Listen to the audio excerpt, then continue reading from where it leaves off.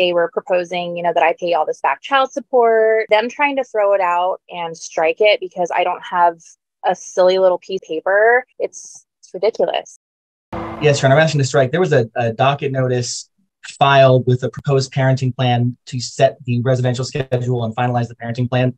This is a temporary by which the parties have been operating since, I believe, 2019.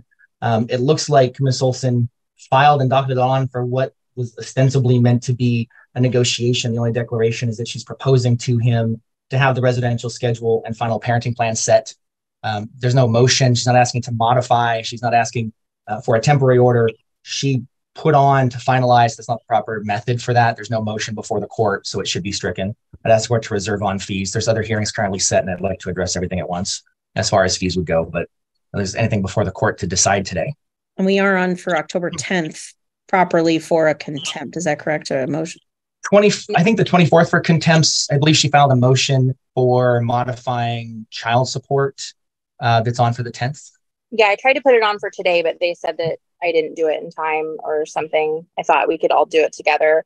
But the court clerk gave me all of the papers saying, like, they gave me a guideline, a checkoff list to be here today. So since we already had a parenting plan and it was finalized and then temporaried, by the respondent, like they just told me to like refill it out and that you guys were supposed to respond by the 20th, which you guys didn't, I assume, because you were just going to try and throw it out. But they said that I had all of the necessary paperwork filled out correctly. The paperwork doesn't appear to be defunct as far as how it's filled out or what's there. But I would agree with Mr. Baldwin that there's no motion, there's no anything that's indicating anything other than the calendar notice, which says set residential schedule and finalize a parenting plan.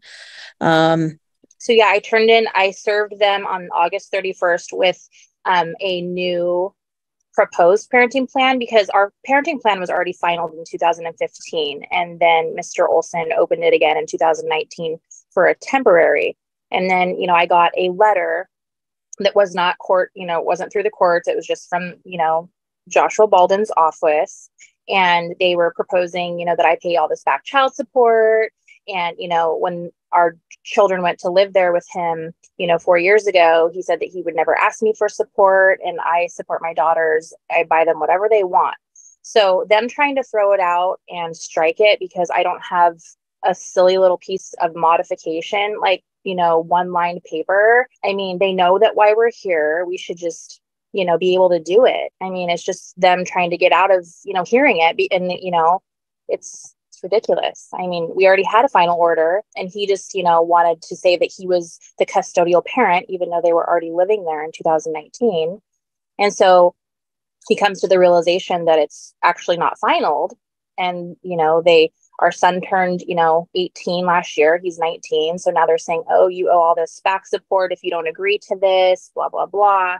So the October 10th calendar is for me to pay child support because I'm sick of him telling people that I don't help with $1. And, I put in there the last 6 months of, the monies that I've spent on my daughters.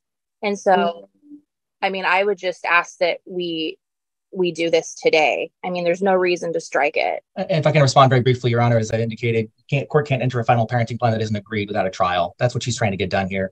There's no mechanism for this. She's not asking to modify on a temporary basis. It should be stricken. I proposed to you. It was a proposed. Okay. All right. Miss Olson, you're not helping yourself by interrupting and being argumentative here and saying that court documents are silly little papers that we could just ignore. So that none of that's helping your argument. I'm just going to be very frank with you. There's a protocol. Just because the paperwork that you filled out was done properly doesn't mean that all the paperwork that you need was done properly. You're proposing a final parenting plan that normally would need to go through either a trial to get to, or it's agreed between the two parties. And it sounds like it's not agreed. Here's what I will do.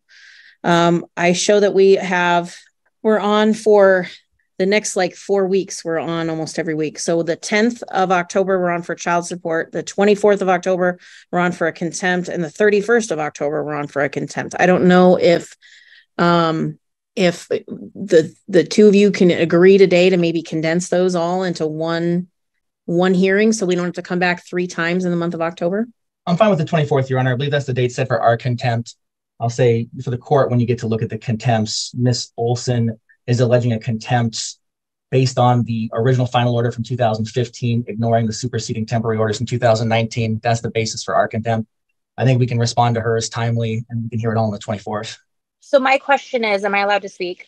So I served them with the court clerk told me to turn in the final papers a few days before this court date. So that's what I did. I sent Mr. Baldwin's office a proposed parenting plan and gave them till the 20th to respond. And they did not respond. Because they don't have to respond to your proposed parenting plan when there's no motion before the court and there's already temporary orders.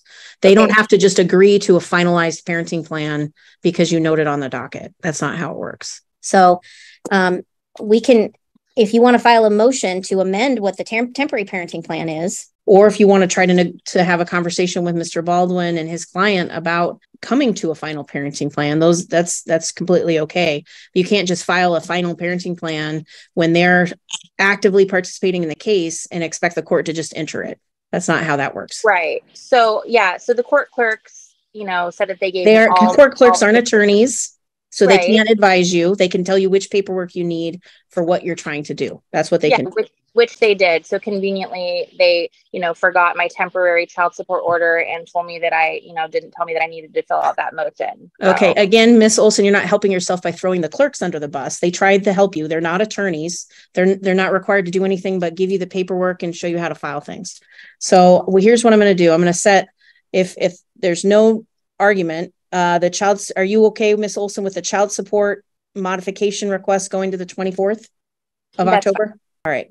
I'm going to strike the 10th of October and I'm going to strike the 31st of October. Ask that the clerk condense all the contempts and the child support modification so we can hear them all on the same day on October 24th.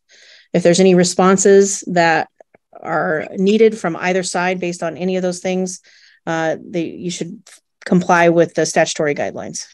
Yes, Your Honor. Will the court reserve on any fees from today? Yeah, if there's any requests, we'll hear that on the 24th. Thank you, Your Honor. All right. Thank you. Good luck. It's just going to put me in debt. I don't think I should have to pay him $20,000 when I've been financially supporting my daughters this whole time. He makes 3 times as much money as I do. And all of a sudden, he wants child support, and that's fine. But I don't have the means to pay him $19,000 whatever dollars just because they want to go back when our son turned 18.